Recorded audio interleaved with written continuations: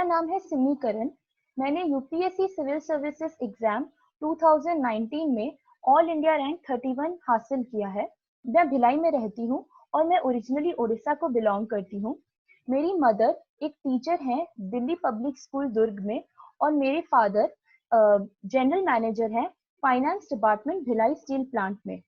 मैंने अपनी पूरी schooling Bhilai Delhi public school Bhilai में की है। इसके बाद मैंने अपना ग्रेजुएशन इलेक्ट्रिकल इंजीनियरिंग में किया है एट आईआईटी बॉम्बे।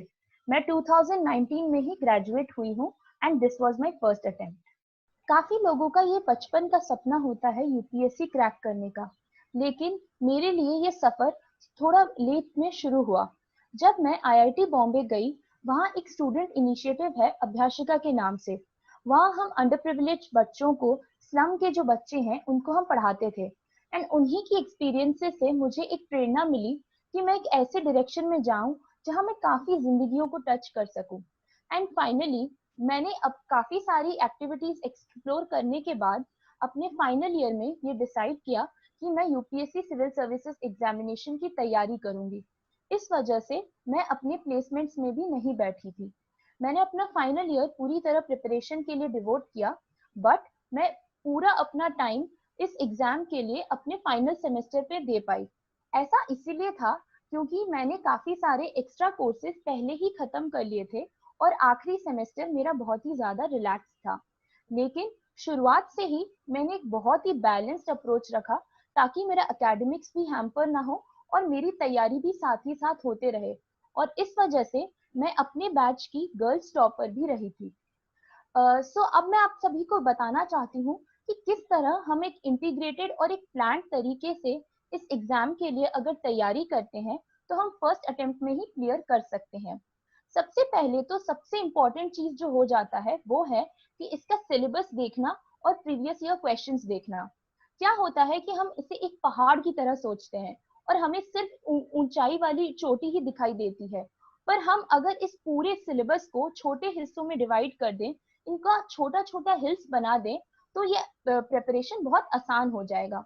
इसके बाद हमको एक टाइमलाइन सेट करना है कि इस महीने में हमको इतनी तैयारी करनी है, एक दिन में हमको इतनी तैयारी करनी है। मैं तो घंटे भर में भी कितनी तैयारी करनी है उस हद तक का प्रिपरेशन कर लेती थी। इसके बाद इससे क्या होता है कि आप किसी एक सब्जेक्ट पे बहुत अधिक समय ना देके एक इक्वल फोकस डिस्ट्रीब्यूटेड बैलेंस तरीके से आगे बढ़ते हैं।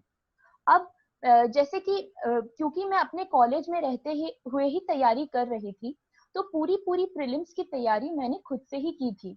मैंने काफी सारे टॉपर्स के वीडियोस देखे, उनकी स्ट्रैटेजी समझने की कोशिश की एंड फिर अपनी एक बेसिक बुक लिस्ट बना ली।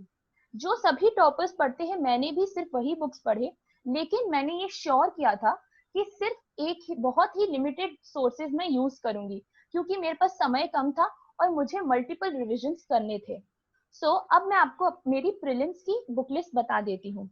जैसे कि जो भी बेसिक बुक्स होते हैं ओल्ड एनसीईआरटी, उसकी बजाय मैंने तमिलनाडु एनसीईआरटी यूज किया था एंशिएंट और मीडिएवल के लिए। स्पेक्ट्रम यूज किया था मॉडर्न के लिए, लक्ष्मीकांत यूज किया था पॉलिटी के लिए, Shankar IAS for environment, Shriram IAS for economy.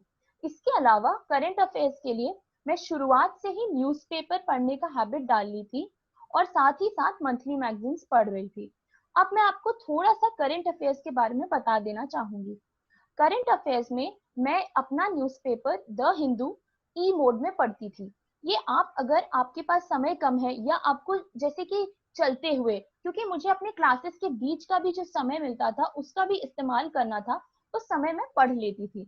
लेकिन अगर आप कंफर्टेबल हैं तो आप फिजिकल न्यूज़पेपर भी पढ़ सकते हैं। उसके अलावा मैं नोट्स न्यूज़पेपर पढ़ते समय ये इंश्योर करती थी कि बहुत ज्यादा समय उस चीज में ना जाए। उसके लिए मैंने ऐसे स्ट्रैटेजी डेवलप कर लिया था कि एडिटोरियल पढ़ते वक्त जो ऊपर का पोर्शन है वो यूजुअली इंट्रोडक्शन टाइप का होता है, तो उसको मैं बहुत फास्ट रीडिंग एक कर लेती थी एंड नीचे जो इंपॉर्टेंट पॉइंट्स हैं जहाँ पे क्रिटिसिज्म या सजेशंस होते हैं उनको मैं स्लोली पढ़ती थी एंड उससे मैं अपने ब्रीफ नोट्स बना लेती थी। बहुत ज्यादा मैं इस पे नोट्स बनाने पे फोकस नहीं करती थी क्योंकि ऑलरेडी मैं मंथली मैगजीन्स भी पढ़ रही थी। प्रीलिम्स में ये बेसिक बुक लिस्ट के अलावा जो चीज मैंने की थी वो था मैंने एटलीस्ट 30 टेस्ट दिए थे। In the month of April मैंने ऑलमोस्ट डेली एक टेस्ट लिखा था।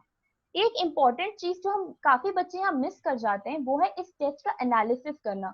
मैं इस चीज में ये तो फोकस करती थी कि अगर मुझे कोई नया नॉलेज मिल जाए तो उसको मैं जान लूं, लेकिन मैं ये भी ध्यान देती थी कि अपने बेसिक लिमिटेड नॉलेज के साथ मैं उस क्वेश्चन को कैसे क्रैक कर सकती थी। तो मैंने प्रीलिम्स को एक नॉलेज गेम नहीं बल्कि एक एलिमिनेशन गेम की तरह देखा और हर क्वेश्चन को सही करने की प्रोबेबिलिटी इंप्रूव करने की कोशिश की। इसके साथ साथ मैंने प्रीवियस ईयर क्वेश्चंस देखे एंड ये मैं सभी एस्पिरेंट्स को सजेस्ट करना चाहूंगी कि आप एक्स्ट्रा टाइम इन्वेस्ट करें उसका ऑफिशियल आंसर की पाने के लिए, क्योंकि काफी सारे डिफरेंट आंसर कीज मार्केट में अवेलेबल होती हैं और हमें ये हो सकता है कि हम ये गलती करें कि हम सही वाला आंसर की नहीं देख रहे हैं। इसके अलावा प्रीलिम्स का सिर्फ एक ही मंत्र है, रिवाइज रिवाइज रिवाइज। जितना आप रिवीजन करेंगे उतना आपकी रिकॉलेबिलिटी एग्जाम में बढ़ेगी, उतना आप चीजों को इंटरलिंक करके अपने नॉलेज लिमिटेड नॉलेज के साथ ये स्टेज क्लियर कर सकते हैं। पेपर पढ़ने की हैबिट मैंने फाइनल ईयर में शुरुआत से ही एक डेवलप कर ली थी। शुरू शुरू में मुझे ऑलमोस्ट 2 आवर्स लग जाते थे, लेकिन उसको मैंने ग्रेजुअली इस तरह से रिड्यूस किया कि ऑलमोस्ट 30 to 45 मिनट्स में मैं द हिंदू का ई मोड में न्यूज़पेपर पढ़ लेती थी।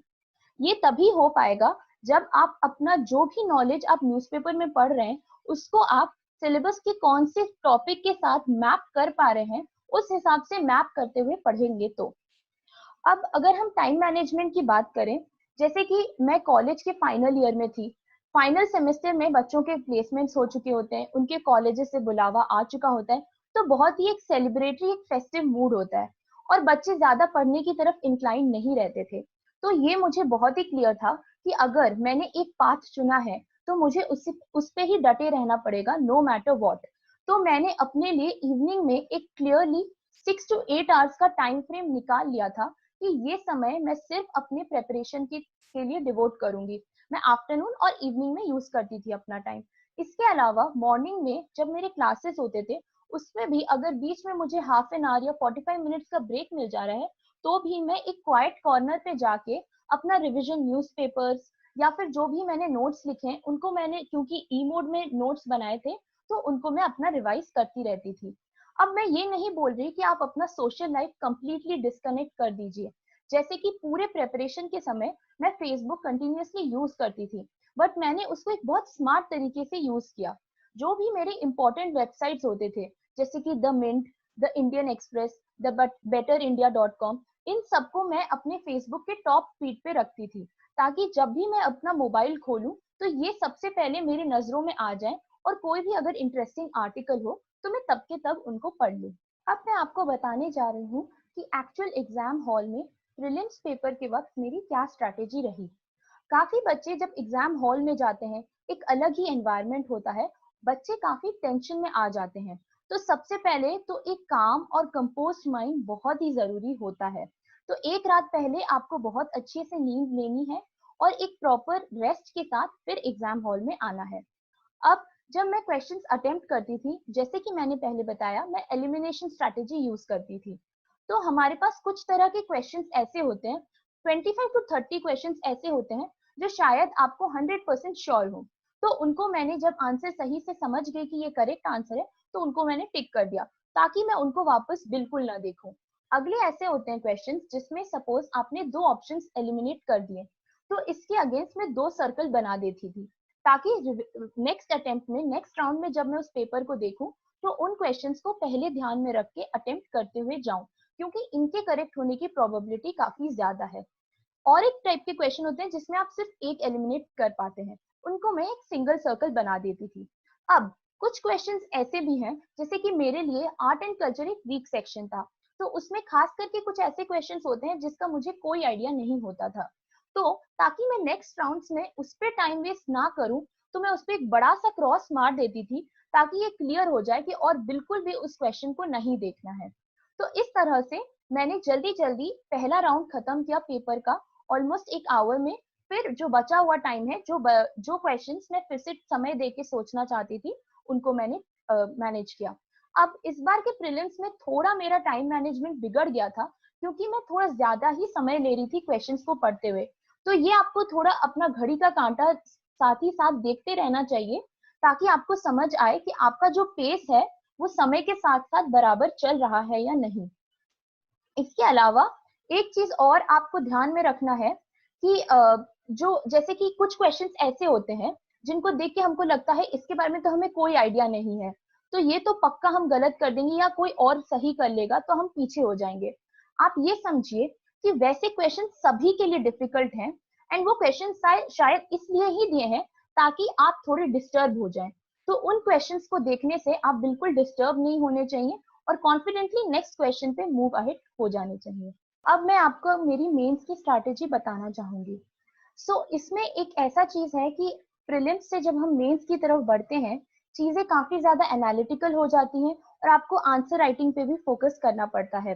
जैसे कि मैंने पहले कहा है, बिकॉज ये मेरा पहला अटेम्प्ट था, तो ये बहुत ही क्लियर है कि मेरा जो नॉलेज बेस है वो काफी काफी कम होगा as compare to the other aspirants. But मैंने ये इंश्योर किया कि नॉलेज बेस नहीं, बल्कि जो मैं आंसर पेपर में अपने आंसर जो मेरा कॉपी चेक करा है उसको क्या प्रेजेंट कर पा रही हूँ उसकी वैल्यू ज्यादा है। तो हमेशा मेरा फोकस यही था कि मैं लिमिटेड सोर्सेज रखूं, उनको मल्टीपल टाइम्स रिवाइज करूं ताकि वो चीज मैं वापस एग्जाम हॉल में प्रेजेंट कर सकूं। अब मैं आपको मेरे सोर्सेज बताना चाहूंगी। GS1 के लिए तो मैंने वही सेम सोर्सेज जो मैंने प्रीलिम्स के लिए रखे थे उन्हीं को पढ़ा था, उन्हीं को मल्टीपल टाइम्स रिवाइज किया। जैसे अगर हिस्ट्री हो गया तो स्पेक्ट्रम और तमिलनाडु एनसीईआरटी, और ज्योग्राफी के लिए 11-12 एनसीईआरटीज एंड जीसी लियोन, इसको मैंने कंसाइज करके अंडरलाइन करके अपना समय कम कर लिया था। सोसाइटी के लिए एज सच मैंने सेपरेटली कुछ प्रिपेयर नहीं किया था, उसके लिए सिर्फ मैं करंट अफेयर्स को कंटिन्यूसली देख रही थी। Moving on to GS2। GS2 में लक्ष्मीकांत आपको एक बेयर मिनिमम प्रोवाइड करता है, बट इसके बियॉन्ड आपको एक एनालिसिस की जरूरत है। इसमें एम पुरी सर के नोट्स मुझे काफी हेल्पफुल रहे, वो मैंने मार्केट से खरीद लिया था और उनको मैंने रीड कर लिया था। इसके अलावा मैं जहाँ कोचिंग गई थी द IAS हब पे, वहाँ पे मैंने 2 कोर्सेज ज्वाइन किए थे, QVP और INA। वहाँ पे मुझे एक्स्ट्रा सोर्सेज मिल गए। इस मूविंग ऑन टू GS3 में मैंने कम्प्लीटली जो मेरे QVP के सोर्स में जो भी मटेरियल मुझे प्रोवाइड किया गया था मैंने उस पर ही रिलाई किया था, उसको मल्टीपल टाइम्स रिवाइज किया था और उसी में इंटरलिंकिंग खोजने की कोशिश करती थी। इसके बारे में मैं थोड़ा डिटेल में आंसर राइटिंग में आपको बताऊंगी। मूविंग ऑन टू GS4, इसके लिए मैंने लुकमान IS के क्लास नोट्स पढ़ लिए थे। उसके अलावा मैंने कुछ ऐसे वेबसाइट जैसे कि thebetterindia.com, सिविल सर्विसेज डे पे जो सिविल सर्वेंट्स को रिवॉर्ड्स मिलते हैं उनके अच्छे काम के लिए, उनकी एक लिस्ट बना ली थी। इसको मैंने जो हमारे फाउंडेशनल वैल्यूज जो सिलेबस में दिए हुए हैं जैसे कि इंटेग्रिटी, कंपैशन, उनके साथ मैप कर लिया था ताकि एक गुड रिपोजिटरी ऑफ एग्जाम्पल्स बन जाए। Now coming to the answer writing, I think answer writing एक बहुत ही इंपॉर्टेंट एस्पेक्ट है प्रिपरेशन का, जो काफी एस्पिरेंट्स मिस कर जाते हैं, क्योंकि not just your content but the way you structure and present your answers, वो बहुत ही ज्यादा मायने रखता है। तो इस पे मैंने खास करके ध्यान दिया था। तो जैसे कि जब भी मैं अपने नोट्स बनाती थी मैं उसमें एक इंट्रोडक्शन एंड कंक्लूजन पहले से ही डाल देती थी ताकि एग्जाम हॉल में मुझे याद आने में वो चीज जो हम रिकॉलेबिलिटी कहते हैं वो इजी हो जाए। तो अगर मैं कुछ एग्जांपल्स दूं, तो जैसे मैंने एग्रीकल्चर के अपने कोचिंग मटेरियल के नोट्स पढ़े, तो उसमें से 5-6 कीवर्ड्स को मैंने इंट्रोडक्शन एंड कंक्लूजन के लिए ऑलरेडी रख लिया था। जैसे कि डबलिंग फार्मर्स इनकम बाय 2022, ये मेरा एक कंक्लूजन बन गया। Farmer turns into an agripreneur and ease of doing agri business, ये मेरा दूसरा कंक्लूजन बन गया। तो ऐसे मल्टीपल कंक्लूजन्स एंड इंट्रोडक्शंस की एक रिच रिपोजिटरी मैंने रख ली थी। इसके अलावा मैंने अपने आंसर राइटिंग के स्टाइल में भी डिफरेंट चेंजेस लाने की कोशिश की। जैसे कि अगर हम लोग 1, 2, 3, 4 इस तरह से आंसर्स लिखते हैं, उसके बजाय इकोनॉमिक एक हेडिंग लिख के 1, 2, 3, पॉलिटिकल और उसके नीचे 3 पॉइंट, सोशल और उसके नीचे 3 पॉइंट, इस तरह से लिखें, तो जो पर्सन हमारी कॉपी चेक कर रहा है उसको लगेगा कि हमने इस बारे में काफी ज्यादा सोचा है। इसके अलावा मैं एग्जाम्पल्स, केस स्टडीज और डायग्राम्स काफी जहां भी पॉसिबल हो वहां यूज करने की कोशिश करती थी। और एक चीज जो बच्चे मिस कर जाते हैं वो ये है कि हम साइलोज में प्रिपेयर करते हैं। अगर हम साइंस एंड टेक्स्ट पढ़ रहे हैं या साइंस एंड टेक का आंसर लिख रहे हैं तो हम सिर्फ एक ही डायरेक्शन में सोचते हैं। बट यहाँ पे हमको बहुत ही डाइवर्स तरीके से सोचना चाहिए। जैसे कि अगर मैं आपको एक एग्जांपल दूं, तो इस साल के GS3 पेपर में एक क्वेश्चन पूछा गया था कि इंडिया को एक स्पेस स्टेशन बनाने के क्या लाभ होंगे। अब बच्चे रिसर्च के बारे में बताएंगे, टेक्नोलॉजी के बारे में बताएंगे, बट मैं इसके आगे बढ़ के मैंने इकोनॉमिक डायमेंशन दिया कि अब हम इसका कमर्शियल यूसेज कर सकते हैं, इससे हम पैसे कमा सकते हैं एंट्रिक्स आर्म को यूज करके। इसके अलावा मैंने इंटरनेशनल एस्पेक्ट लाया कि हम नासा या जिक्सा जैसी स्पेस एजेंसीज के साथ कोलैबोरेट कर सकते हैं। फिर मैंने इसमें एक स्ट्रेटेजिक एंकर लाया कि क्योंकि अभी चाइना ही सिर्फ एक स्पेस स्टेशन बनाने के बारे में सोच रहा है, तो इंडिया को इसका एक बहुत ही बड़ा लाभ मिलेगा, क्योंकि इंडिया स्पेस रेस में आगे बढ़ सकता है। तो ऐसा जो हमारे जो पेरिफेरल नॉलेज है, उसको भी आप बहुत रिच तरीके से यूज करके अपने आंसर राइटिंग को यूनिक और बहुत ही बेटर प्रेजेंटेबल बना सकते हैं। मैं आपको बताना चाहूंगी कि मैंने एसए के लिए क्या किया था। ऐसे आपका जो नॉलेज बेस है जीएस पेपर्स और ऑप्शनल के लिए, वही नॉलेज को आप अपने एसए में भी यूज कर सकते हैं। यहाँ जो यूनिक चीज आती है वो ये है कि आपको एक प्रोज स्टाइल में आंसर को लिखना होता है। इसका अर्थ ये है कि किस तरह से आप जो पर्सन जो आपकी कॉपी चेक करने वाला है, उसका आपको अटेंशन कैप्चर करना है, और उसके लिए आपको एक्स्ट्रा एफर्ट थोड़े डालने पड़ेंगे।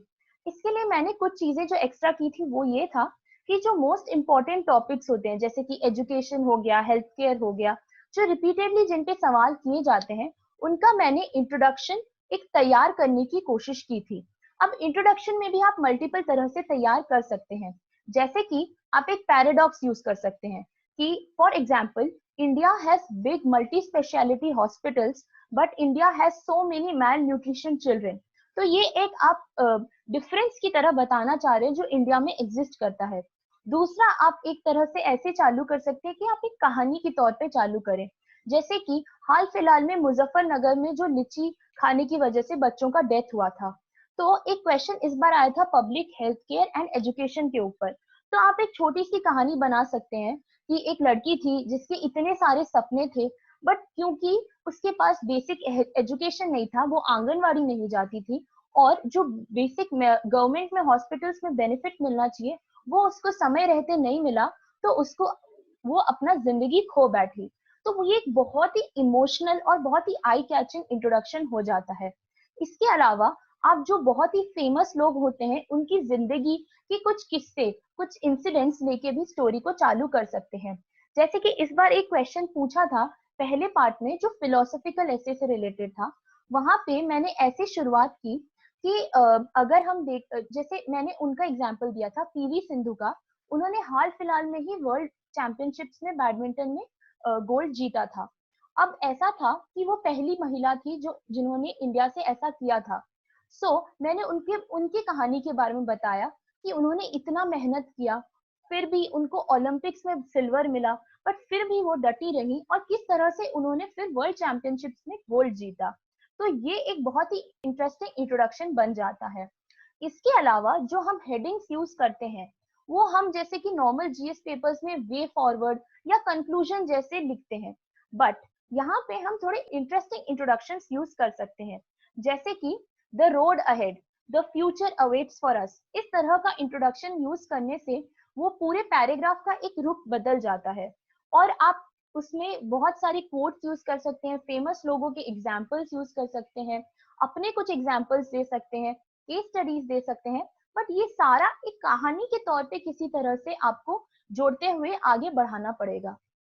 यहाँ पे मैंने एक जो एक्स्ट्रा सोर्स मैंने यूज किया था वो था अनुदीप दुरिशेट्टी सर के नोट्स। उन्होंने बहुत सारे एक कोट्स का कलेक्शन और ऐसे इंट्रोडक्शंस के एग्जांपल्स दिए हुए हैं अपने नोट्स में, तो उन्हीं को मैं अपने आंसर्स में इनकॉर्पोरेट करने की कोशिश कर रही थी। मैं आपको और एक चीज के बारे में बताना चाहूंगी, वो है आंसर राइटिंग। मैंने आंसर राइटिंग प्रीलिम्स के बाद शुरुआत की, क्योंकि उसके पहले मेरे पास समय कम था और मेरा ये पहला अटेम्प्ट था। लेकिन मैं सभी को ये बोलना चाहूंगी कि आप जितना जल्दी हो सके आंसर राइटिंग की प्रैक्टिस शुरू कर दीजिए। आप सिंपली 2 वीक्स या इवन 1 मंथ की प्रेपरेशन के बाद अपने प्रीवियस ईयर के क्वेश्चन पेपर्स उठा के उन्हीं क्वेश्चंस को अटेम्प्ट कर सकते हैं। इससे आपका जो एक फियर है कि मैं कैसे आंसर राइटिंग करूं या मेरे पास इतना नॉलेज नहीं है, वो चला जाएगा, क्योंकि परफेक्ट आंसर एक मिथ होता है। आप जितना अच्छा लिख सके उतना ही अच्छा है, और आप जितना जल्दी इस हैबिट को डालेंगे उतना ही आपका डर कम होता जाएगा। अब मैंने एक टेस्ट सीरीज ज्वाइन की थी, मैंने विजन आईएएस की टेस्ट सीरीज ज्वाइन की थी, बट मैं आप सभी को ये क्वेश्चन देना चाहूंगी कि इन जनरल आंसर राइटिंग के टेस्ट सीरीज की जो चेक करने की क्वालिटी है वो उतनी अच्छी होती नहीं है। तो आपको अपने आप के लिए सबसे ज्यादा एफर्ट डालना होगा। अब आप इसको खुद से किस तरह से कर सकते हैं, वो है सबसे पहले आप टॉपर्स की आंसर कॉपीज लीजिए। ये ऑनलाइन फ्रीली अवेलेबल होती हैं। उसमें से आप जो भी सेक्शन पढ़े हैं उस क्वेश्चन को उठाइए और खुद से पहले बिना आंसर को चेक किए अपना आंसर अटेम्प्ट कीजिए। फिर अब अपनी आंसर को उस टॉपर की आंसर के साथ कंपेयर कीजिए और आप देखिए कि आप किन एस्पेक्ट्स को मिस कर गए हैं जो उन्होंने शायद कवर कर ली है। उसके बाद आप दूसरा चीज ये देख सकते हैं कि उसकी एक ऑफिशियल आंसर की निकलती है हर टेस्ट सीरीज की। इवन if आप अगर ज्वाइन नहीं कर पा रहे हैं, आप सिंपली उसकी ऑफिशियल आंसर की देख सकते हैं। अब उस आंसर में जो पॉइंट्स लिखे हैं वो आपका एक दूसरा कंपैरिजन का पॉइंट मिल जाएगा। और ऐसे ही कर करके धीरे धीरे आप एक बेसिक लेवल तक आंसर राइटिंग डेवलप कर सकते हैं। उसके बाद आप जितना आंसर प्रैक्टिस करेंगे उतना ही आप इस चीज में इंप्रूव करते जाएंगे। Let's move towards the optional. Optional select करना एक बहुत ही इंपॉर्टेंट चीज है, क्योंकि ये 500 मार्क्स का होता है और इसमें आप काफी ज्यादा हाई स्कोर कर सकते हैं। सो ये एक चीज थी जिसमें मैंने काफी समय इन्वेस्ट किया, that is choosing the optional. मैंने एक आर्ट्स ऑप्शनल सिलेक्ट किया, वो था PSIR, political science and international relations. मेरा सबसे important reason for selecting this optional was the interest. मैंने सिलेबस देखा, मैंने प्रीवियस ईयर क्वेश्चंस देखे और साथ ही साथ मैंने टॉपर्स की आंसर कॉपीज भी देखा, ताकि मुझे समझ आए कि एक मिनिमम एक्सपेक्टेशन वो एक बच्चे से क्या रखते हैं। अब आई एक्सप्लेन टू यू कि मैंने क्यों इलेक्ट्रिकल इंजीनियरिंग चूज नहीं किया। ये किसी को भी डिस्करेज करने के लिए नहीं है, ये सिर्फ मेरा एक पर्सनल ओपिनियन है। पहली बात तो मैं इंडियन इंजीनियरिंग सर्विसेज में इंटरेस्टेड नहीं थी, so there was no particular reason कि मैं क्यों इलेक्ट्रिकल इंजीनियरिंग को चूज करूं। दूसरा ये कि इन जनरल इंजीनियरिंग ऑप्शनल्स का सिलेबस काफी बड़ा होता है और आईआईटी में खास करके हम इलेक्ट्रॉनिक्स की तरफ फोकस करते हैं और इलेक्ट्रिकल का काफी हिस्सा हम छोड़ देते हैं। तो ये टॉपिक्स को मुझे खुद से सेपरेटली प्रिपेयर करना ही पड़ता और मुझे एक ऐसा सब्जेक्ट चाहिए था जो कम समय में प्रिपेयर हो सके और जीएस के साथ ओवरलैप काफी हो। सो वो सब देखते हुए पीएसआईआर का ओवरलैप काफी सिग्निफिकेंट है। अगर हम जीएस 2 देखें तो ऑलमोस्ट 80% ओवरलैप है। जीएस 1 में सोसाइटी वाले सेक्शन में काफी ओवरलैप है। तो इस साल जैसे सेक्युलरिज्म जैसे सवाल मैंने काफी अच्छे से हैंडल किया, क्योंकि मेरा कॉन्सेप्ट क्लियर था। फिर जीएस 4 या ऐसे में भी आप कोट्स और थिंकर्स का इस्तेमाल कर सकते हैं। इसके अलावा जो डायनामिक नेचर है, इसमें आपको करंट अफेयर से डेली अपडेटेड रहना पड़ता है। ये कुछ लोगों के लिए चैलेंजिंग हो सकता है, मुझे ये पर्सनली बहुत इंटरेस्टिंग लगता था, क्योंकि डेली कुछ नया नॉलेज होता था गेन करने के लिए, कुछ नया होता था सीखने के लिए, और साथ ही मेरा करंट अफेयर्स भी कवर हो जा रहा था। एक चीज मैं आपको क्वेश्चन करना चाहूँ कि पीएसआईआर के लिए आपको लॉन्ग आंसर्स लिखने का एक अच्छा हैबिट होना चाहिए, क्योंकि आपको almost 3 to 4 pages long answers paragraph style में लिखना पड़ेगा। So this was some of the factors I considered for choosing political science and international relations as my optional. अब मैं आपको बताना चाहूंगी पीएसआईआर ऑप्शनल के लिए प्रिपरेशन कैसे करना है। मैंने इसके लिए शुभ्रा रंजन मैम की कोचिंग ज्वाइन की थी और उसके नोट्स ही मेरे बेस बने थे। लेकिन अगर आपके पास ये ऑप्शन नहीं है या आप अगर चाहें तो इसके सिंपली नोट से ही, शुभ्रा मैम के नोट से ही प्रिपेयर कर सकते हैं। ये आपको मार्केट में अवेलेबल इजीली मिल जाएंगे। अब मूविंग ऑन टू इसके मैंने आंसर्स किस तरह से लिखे थे। एक बहुत ही इंपॉर्टेंट बात यहाँ पे ये है कि जब एक आर्ट्स ऑप्शनल के आंसर्स लिखे जा रहे हैं तो उसमें आपको एक अपना इन डेप्थ नॉलेज, आपकी अंडरस्टैंडिंग को बहुत अच्छी तरह से डिस्प्ले करना है। ये आप जनरल स्टडीज की तरह नहीं लिख सकते हैं, इसमें आपका एक स्कॉलरली नॉलेज रिफ्लेक्ट होना चाहिए। तो यहाँ पे मैंने कोई बुलेट्स, जितना हो सके बुलेट पॉइंट्स या फ्लो डायग्राम्स वगैरह अवॉइड किया था। इसको मैंने पैराग्राफ स्टाइल में ही लिखा था, एक पेज पे 2 से 3 पैराग्राफ।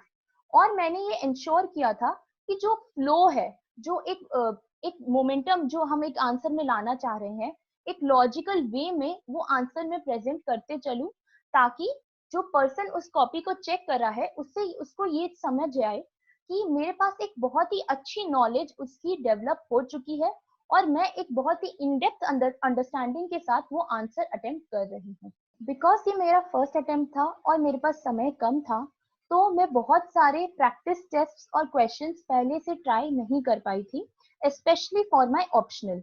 सो मैंने अराउंड 10 to 15 आंसर्स लिखे थे, बट इसके अलावा 2 चीजें मैंने की थी। पहली, मैं टॉपर्स आंसर कॉपीज को ध्यान रखी हुई थी कि उनका किस तरह से एक स्टाइल है लिखने का, किस तरह से वो इंट्रोड्यूस कर रहे हैं, क्या क्या डायमेंशंस वो एक आंसर में इंक्लूड करना चाह रहे हैं, और वही चीज मैं अपने एक्चुअल पेपर में रिफ्लेक्ट करने की कोशिश कर रही थी।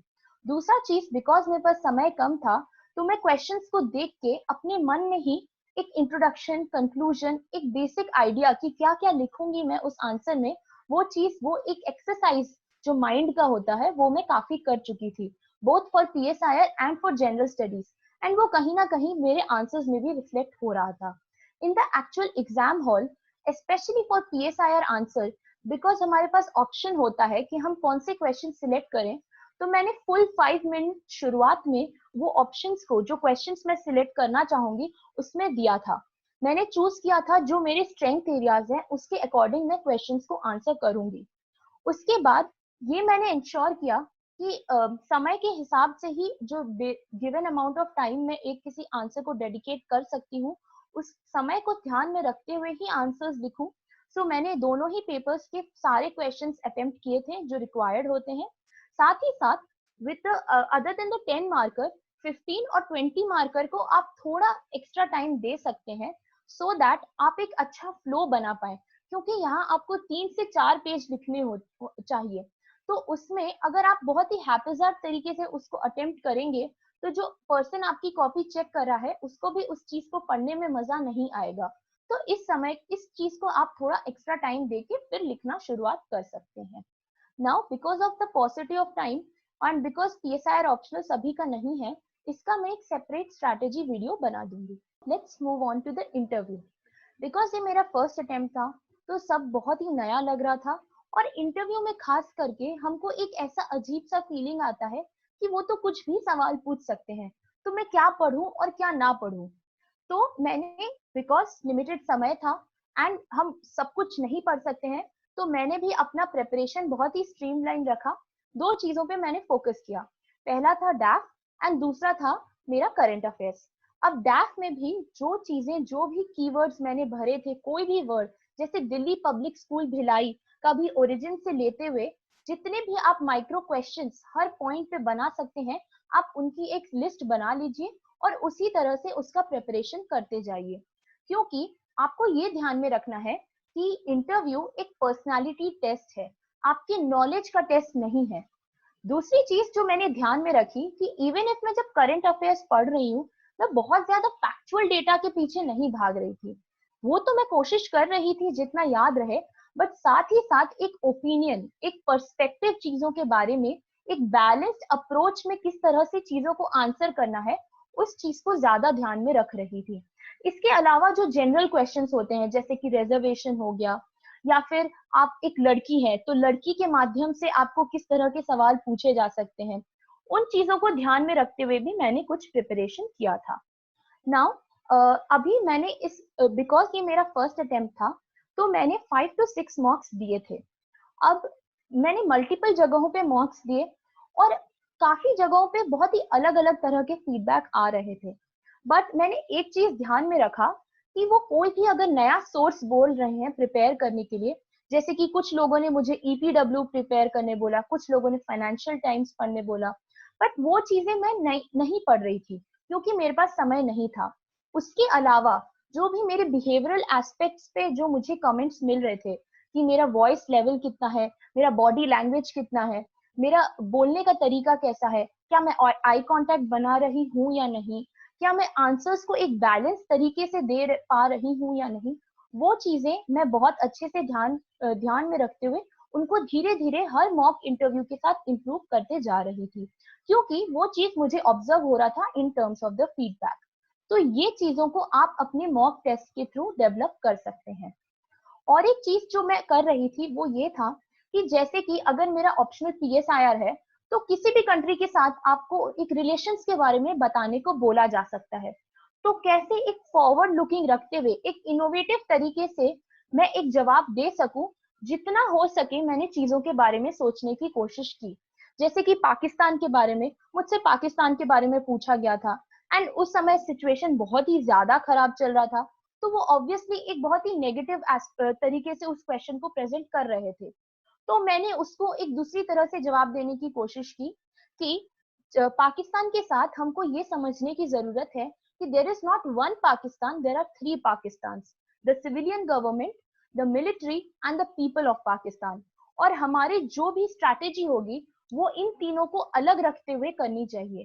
पीपल के साथ हमें बहुत ही अच्छी P2P कल्चरल रिलेशंस डेवलप करनी चाहिए, ताकि वो इंडिया के हमेशा पॉजिटिव व्यूज को रखें अपने पास।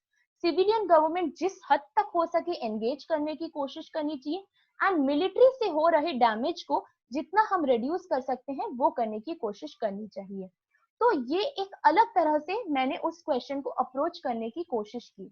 तो इस तरह से जिन चीजों के बारे में आप एक अलग तरह का आंसर प्रेजेंट कर सके और अपने जो पर्सनल एक्सपीरियंसेस से एग्जांपल्स निकाल सके, वो बहुत ही अच्छा होगा।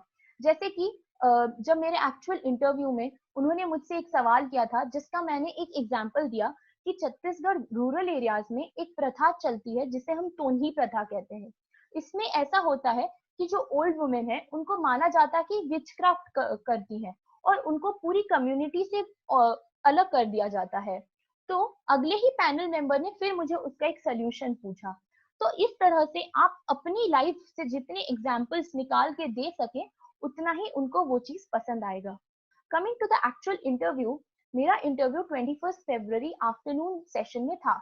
मुझे पीके जोशी सर का पैनल मिला था।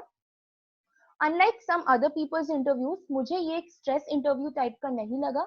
The board was very cordial, there were 5 members and उन्होंने बहुत ही कंफर्टेबली क्वेश्चंस को पूछा। ऑफ कोर्स देयर वाज थोड़ा बहुत काउंटर क्वेश्चनिंग वो कर रहे थे, but they were not pushing too hard. So अब मैं आपको कुछ और एक्स्ट्रा सवाल जो मुझे रिकॉल हो रहे हैं, जो मुझे लगते हैं काफी इंटरेस्टिंग रहे कहीं ना कहीं, उनको मैं बताना चाहूंगी।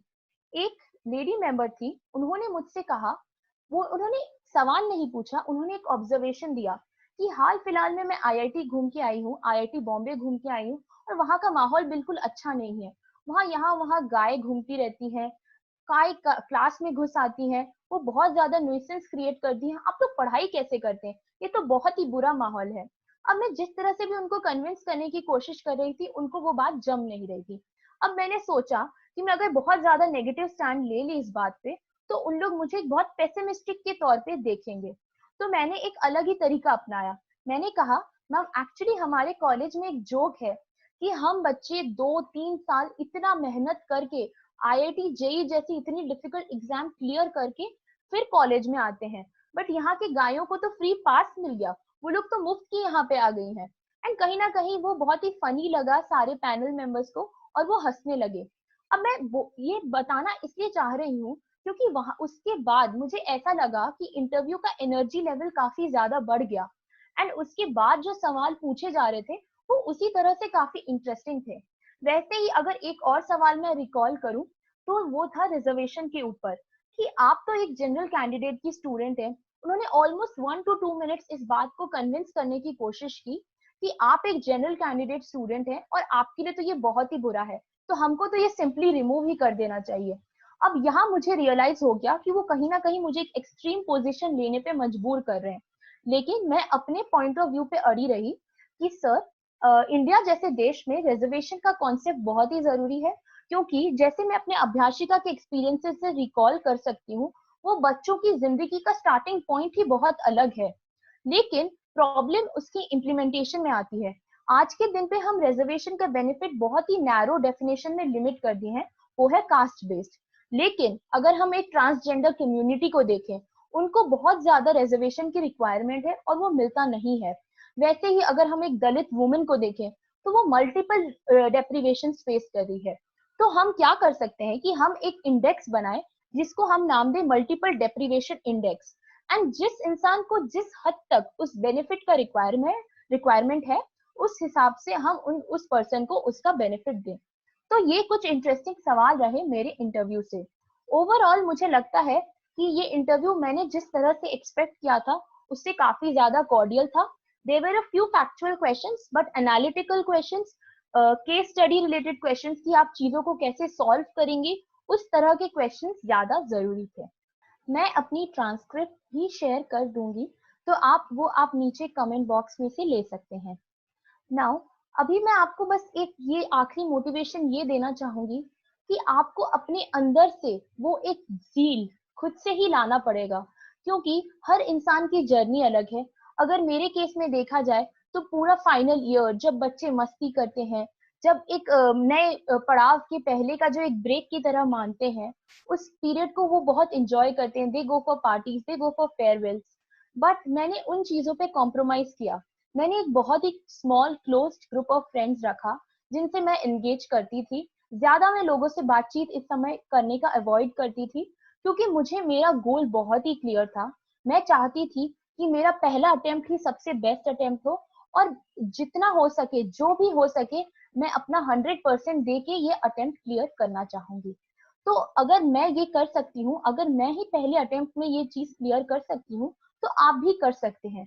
बस शर्त ये है कि आपको बहुत ही ज्यादा हार्डवर्क करना है, परसिवियर करना है, एंड बिल्कुल डटे रहना है।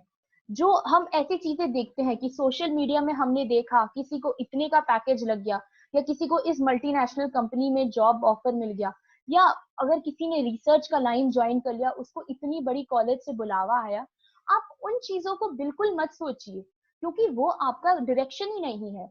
हर इंसान की जर्नी अलग है, आपकी भी जर्नी अपनी यूनिक है, और आप अपनी जर्नी पे फोकस कीजिए, उसको एंजॉय कीजिए, और आप आगे बढ़ते रहिए, और सिर्फ एंड गोल जो आपका एग्जाम क्लियर करने का गोल है उस पे फोकस रखिए। मैं कुछ सजेशंस देना चाहूंगी कमिंग प्रीलिम्स के लिए।